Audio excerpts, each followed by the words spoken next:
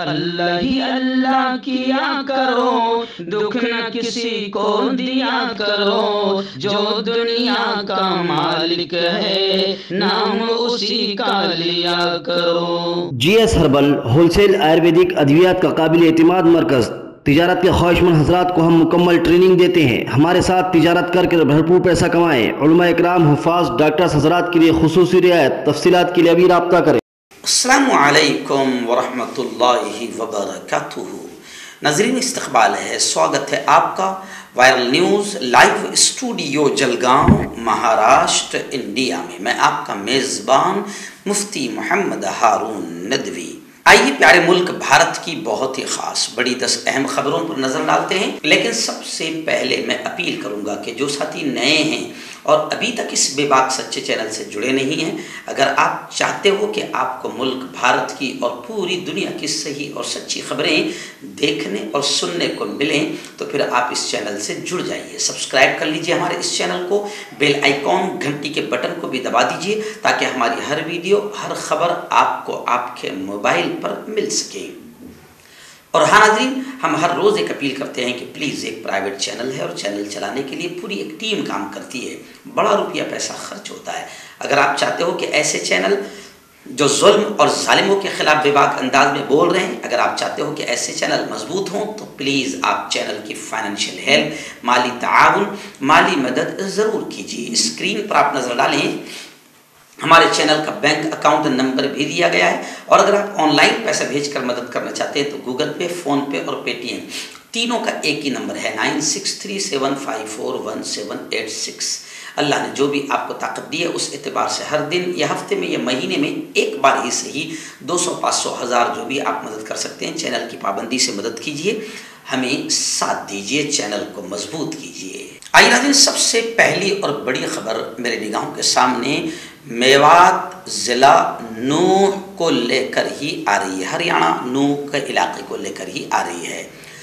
वहाँ आमका से हमारे रिपोर्टर मुस्तफ़ा ने बताया कि नूह में तशद्दुद जारी है, बल्कि जमीयत उलमा का एक वफ्द पहुँचा। स्क्रीन पर आप वीडियो देख सकते हैं कि जमीयत उलमा का एक वफ्द पहुँचा और जमीयत उलमा के वफ्द ने उस इलाके का भी दौरा किया जहाँ पर हुकूमत का आतंकवादी बुलडोज़र बिल्कुल साफ कर दिया है मुसलमानों की बस्ती को, मुसलमानों की दुकानों को, मकानों को, यहाँ तक कि केमिस्ट की दुकानें और मेडिकल और बहुत बड़े बड़े शोरूम जो लीगली तौर पर, जिनको कोई नोटिस भी नहीं दी गई, जिनका पत्थरबाजी से कोई ताल्लुक भी नहीं है, जमीयत उलमा के वफ्द ने वहाँ पर दौरा किया। और दौरे के बाद बाकायदा उन्होंने बताया कि किस तरीके से यहाँ पर बाकायदा हरियाणा हुकूमत का आतंकवादी बुलडोज़र सिर्फ और सिर्फ एक तरफा कार्रवाई कर रहा है और मुसलमानों की दुकानों, मकानों और उनकी बस्तियों को टारगेट कर रहा है।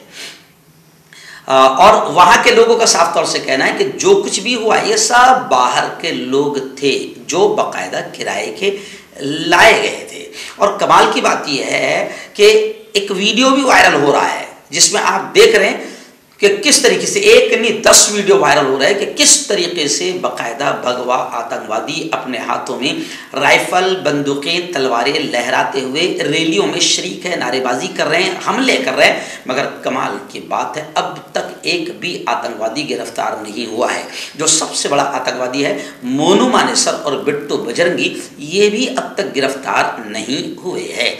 खैर, नूह ज़िले में हुकूमत का आतंक भी अलग से है और भगवा आतंकियों का आतंक वो भी अलग से है, और दोनों मिलकर, यानी हुकूमत और भगवा आतंकवादी दोनों मिलकर एक तरफा मुसलमानों को टारगेट और निशाना बना रहे हैं।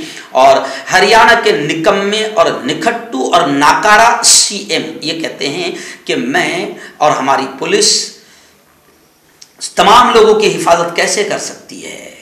CM का ये बयान इंतहाई बेगैरती और बेशर्मी का बयान है, यानी ऐसे शख्स को CM रहने का अधिकार भी नहीं है।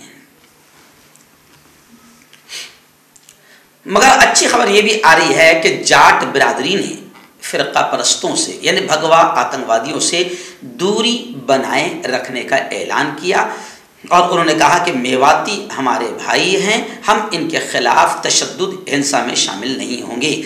धनकर खाप पंचायत ने ये ऐलान किया है। आइए रियासत आसाम की एक बड़ी खबर आ रही है। आप जानते हैं कि आसाम में भी बीजेपी की हुकूमत है और आसाम के वज़ीर आला, आसाम के मुख्यमंत्री भी बिल्कुल अपनी ज़बान से नफ़रतें और जहर उगलने में मशहूर और माहिर हैं। आसाम के मुख्यमंत्री को भी मालूम है कि जब तक कि हम मुंह से गलाजत और गंदगी और नफ़रतें नहीं निकालेंगे मुसलमानों के ख़िलाफ़, शायद हमारी कुर्सी नहीं बचेगी। आसाम के मुख्यमंत्री बाकायदा कर्नाटक वगैरह में भी जब गए, केरला वगैरह में भी गए, तो इनको इस्तेमाल किया गया जहर फैलाने के लिए, हिंदू मुसलमानों में नफ़रतें फैलाने के लिए। ये मुख्यमंत्री के पद पर बैठकर, कुर्सी पर बैठकर उसकी बेइज्जती करते हुए इस शख्स ने भी बहुत जहर उगला है और हमेशा मुसलमानों के खिलाफ कोई ना कोई कानून लाने की तैयारी करता रहता है।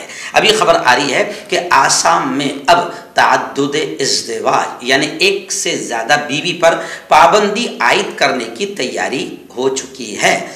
माहिरीन की कमेटी ने आसाम के वज़ीर आला बिस्वा को रिपोर्ट पेश कर दी है और बाकायदा उन्होंने ट्वीट किया कि आसाम में अब तअद्दुद इज़्दिवाज को ख़त्म करने के लिए, कानून बनाने के लिए रियासती मुक़न्नना की कानून साजी की सलाहियत का जायज़ा लेने के लिए तश्कील दी गई माहिर कमेटी ने आज रिपोर्ट पेश कर दी है। आसाम अब ज़ात पात, नस्ल या मजहब से कत्ते नज़र ख़वातीन को बाइख्तियार बनाने के लिए एक मस्बत माहौल पैदा करने के करीब है, ऐसा उन्होंने ये कहा है। और बिस्वा जो अक्सर मुसलमानों के ख़िलाफ़ बयानबाजी करने के लिए मशहूर है, वो यकसा सिविल कोड नाफिज करने की वकालत भी करते हैं। तो खैर, एक से ज़्यादा आप बीवियाँ नहीं कर सकते, लेकिन 50 जगह आप मुँह काला कर सकते हैं, इस पर कोई कानून नहीं बनेगा। नाज़रीन, ज्ञानवापी मस्जिद को लेकर बड़ी खबर आ रही है। ज्ञानवापी मस्जिद का सर्वे तीसरे दिन भी जारी रहा। मूर्तियों के ताल्लुक़ से गलत खबरें फैलाने से मुस्लिम फरीक नाराज़ है, बायकाट का अल्टीमेटम किया है। Archaeological survey of India ASI ने यूपी के वाराणसी ज़िला में गुज़िश्ता कल यानी इतवार को लगातार तीसरे दिन ज्ञानवापी कॉम्प्लेक्स में सर्वे का काम शुरू रखा। दरियास्ना मुस्लिम फरीक ने इस अमल से अलायदगी का इंतबा देते हुए इल्ज़ाम लगाया कि सर्वे के हवाले से झूठी खबरें फैलाई जा रही हैं। यानी सर्वे में अभी कुछ मिल नहीं रहा, लेकिन बाहर मूर्तियां मिलने की झूठी खबरें फैलाई जा रही है। सरकारी वकील राजेश मिश्रा ने बताया कि ASI ने इतवार को मुसलसल तीसरे दिन भी सर्वे का काम शुरू रखा। सर्वे टीम सुबह 8 बजे ज्ञानवापी कैंपस में दाखिल हुई। सर्वे का काम शाम 5 बजे तक जारी रहा। दोपहर में 2 घंटे के खाने का वक्फा हुआ, यानी ज्ञानवापी मस्जिद का सर्वे तीसरे दिन भी जारी रहा। अगले दिन मणिपुर को लेकर फिर बड़ी खबर आ रही है। मणिपुर 3 महीने से चल रहा है। हरियाणा, मेवात, पंजाब, हरियाणा और मेवात जो है वो 5 दिन से चल रहा है। दोनों जगह तशद्दुद थमने और रुकने का नाम नहीं ले रहा है और उसकी वजह बिल्कुल खुली है कि जब तक हुकूमत रोकने की कोशिश न करे कुछ नहीं रुक सकता। हरियाणा का तो CM कहता है कि मैं और मेरी पुलिस सबकी हिफाजत नहीं कर सकते हैं, तो घर को बैठ जा, इस्तीफा दे दे, इस लायक नहीं है तू कि तू CM रहे। लोग ये भी कह रहे हैं। मणिपुर, हमारे वजीर आजम मणिपुर जाना तो दूर की बात, मणिपुर पर मुंह खोलने को तैयार नहीं। 2 चीज़ें ऐसी है जिस पर वजीर आजम मुंह नहीं खोलते, एक तो चाइना और एक मणिपुर।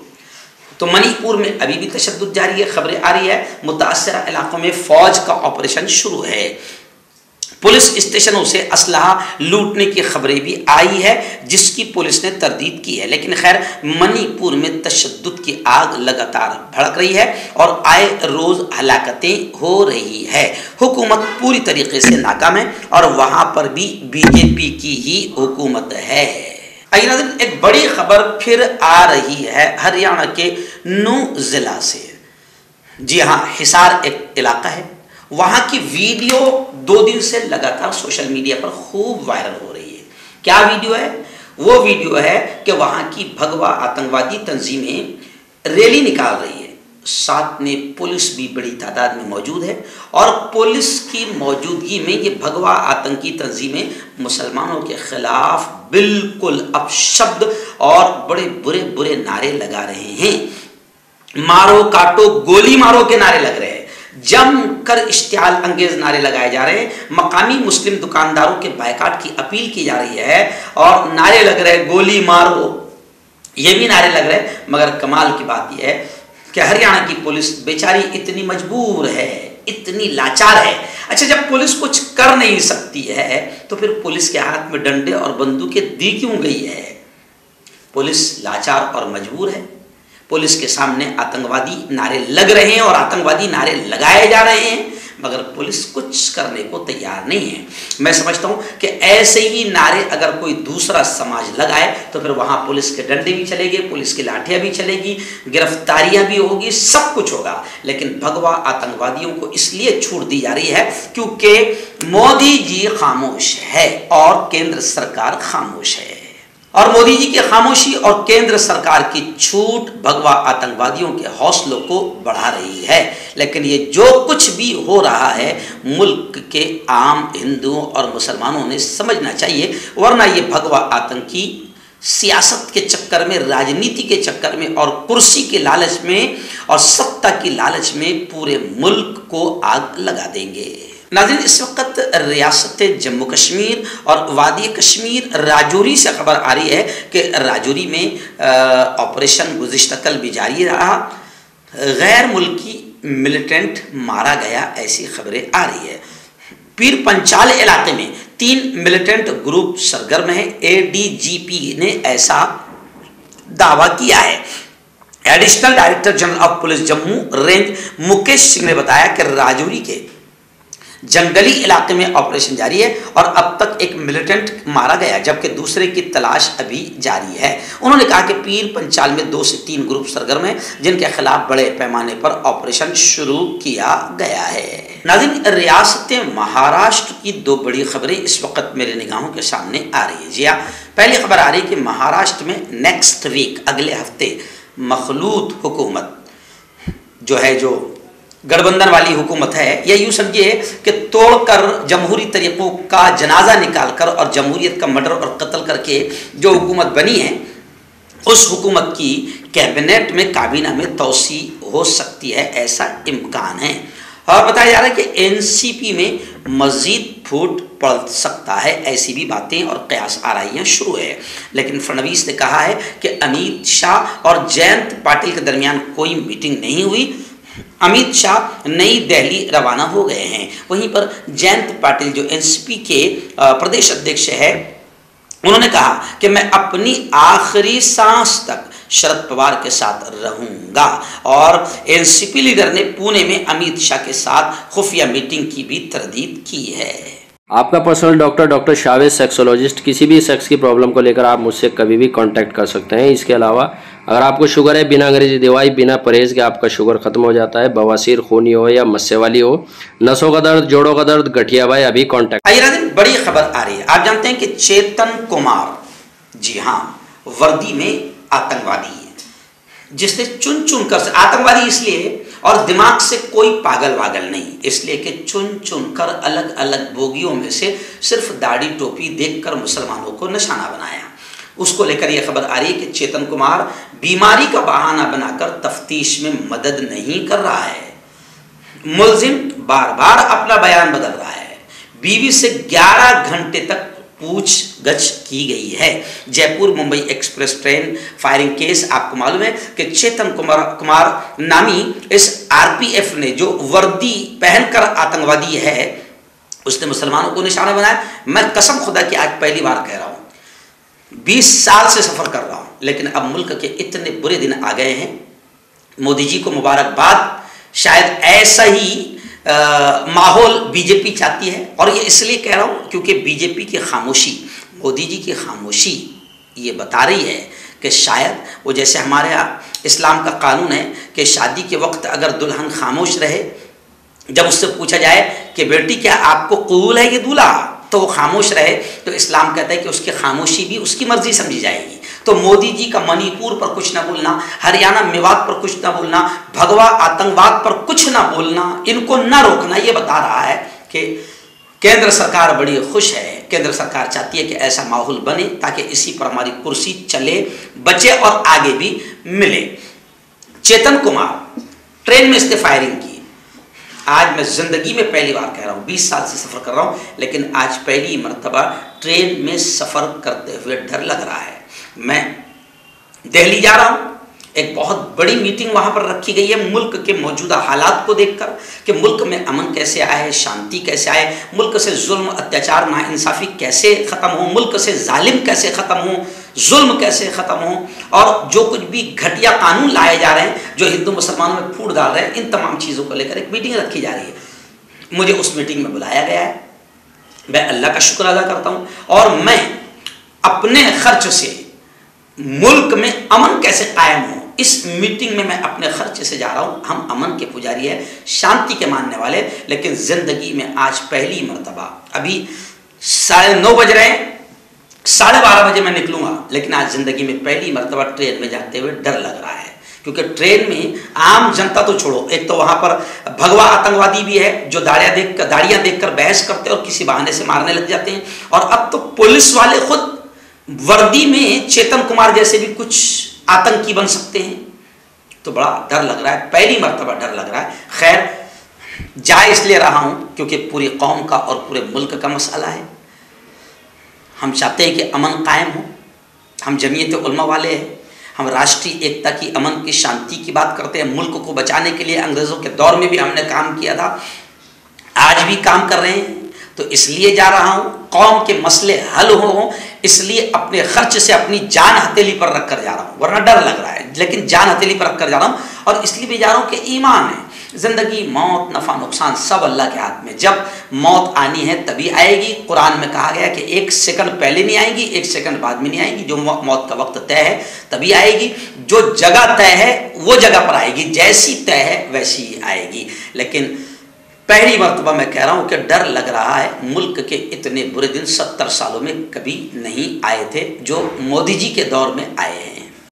मर्दाना ताकत हासिल करें 72 घंटों के अंदर, वो भी जड़ी बूटियों द्वारा। हकीम याकूब खान से कांटेक्ट करें जो कि 75 सालों से हिकमत कर रहे हैं। इसके अलावा जोड़ों में दर्द, गुर्दों में पथरी, शुगर, खुजली, ल्यूकेरिया का गारंटी से इलाज किया जाता है। अभी कांटेक्ट। आइए दिन 15 अगस्त जश्न यौम आज़ादी का दिन करीब आ रहा है। 15 अगस्त को मेरा बयान धूलिया जमीयत उलमा अरशद मदनी की जानिब से धूलिया में रखा गया है। 15 अगस्त को 7-8 साल से मैं अहमदाबाद जा रहा था, लेकिन अभी इन लोगों ने जिद करके धूलिया वालों ने ली है, जमीयत उलमा ने। तो 15 अगस्त को मैं वहाँ पर बयान करूँगा कि ये मुल्क कितनी कुर्बानियों के बाद आज़ाद हुआ है।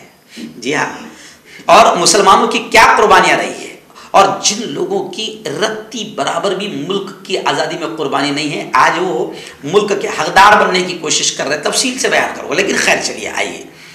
हमारे लाडले वज़ीर आज़म मोदी जी ने जैसे पहले ऐलान किया था, अभी भी ऐलान किया मोदी जी ने कि यौम आज़ादी पर हर घर तिरंगा लहरना चाहिए, हर घर तिरंगा लहराने की अपील की है। तो लोग कह रहे हैं मोदी जी हर घर की हिफाजत हो, कुछ ऐसा काम करो।